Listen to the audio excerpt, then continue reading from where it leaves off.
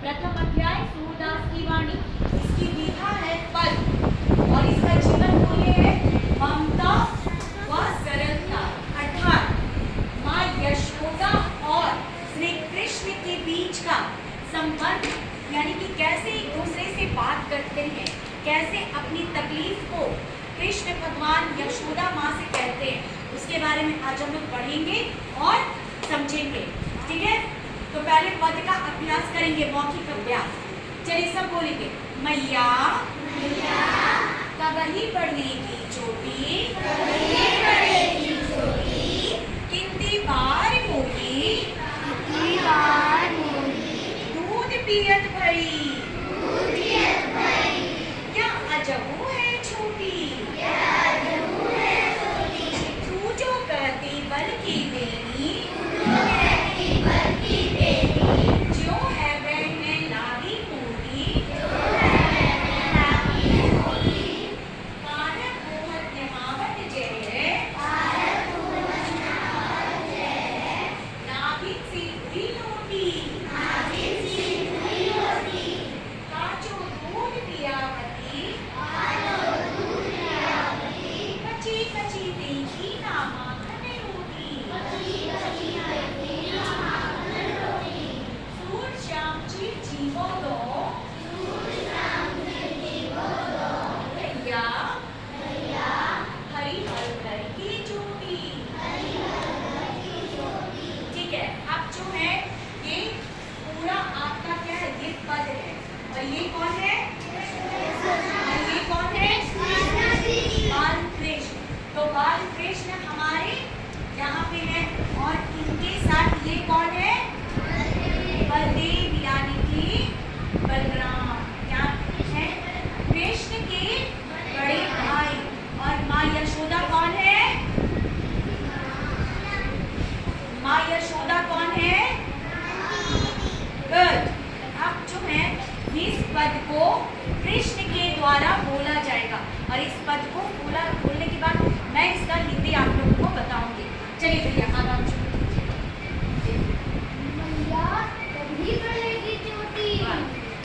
मैया कभी बढ़ेगी चोटी। कृष्ण माँ यशोदा से कह रहे हैं कि माँ मेरी चोटी कब बड़ी होगी, मेरी चोटी कब बड़ी होगी। यानी कि कृष्ण की बाल कैसी है, चोटी कैसी है, छोटी है। तो ये कह रहे हैं कि इनकी चोटी कब बड़ी होगी। ठीक है, अगला। कितनी बार मोही दूध पियत भई, अर्थात कितनी बार श्री कृष्ण हमारे दूध पी रहे हैं। एक बार में,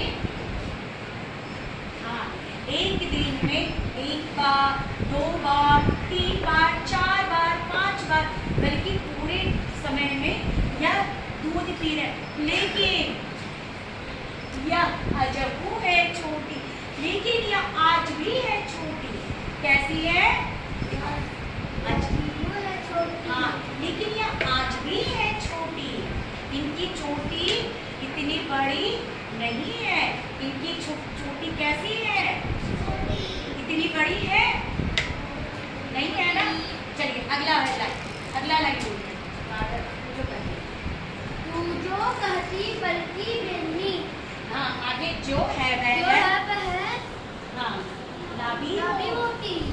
तू जो कहती बल्कि बेनी, बेनी का मतलब तेल। सब दिखाओ, सबके पास है, सबके पास है ना तेल, ठीक है, सबके पास तेल है। बेनी का मतलब, बेनी का मतलब तेल।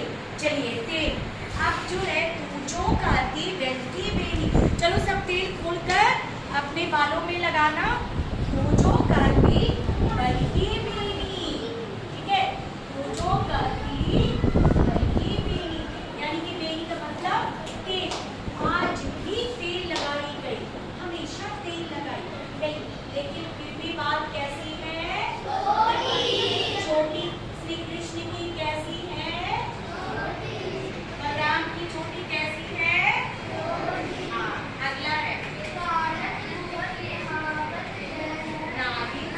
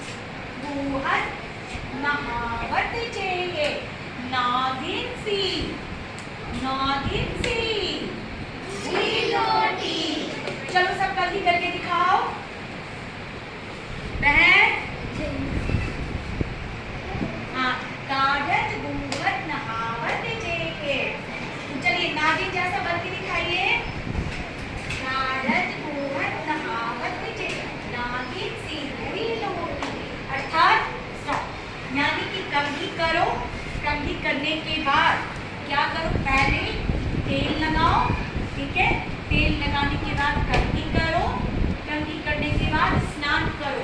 फिर भी ऐसा यशोदा माँ कहती है कि तेल लगाओ, तेल लगाने के बाद कंघी करो, कंघी करने के बाद सिर को धो। इससे आपकी बाल क्या होगी, यानी कि केस क्या होगी, लंबी होगी। लेकिन श्री कृष्ण की लंबी ना होकर कैसी है, छोटी है।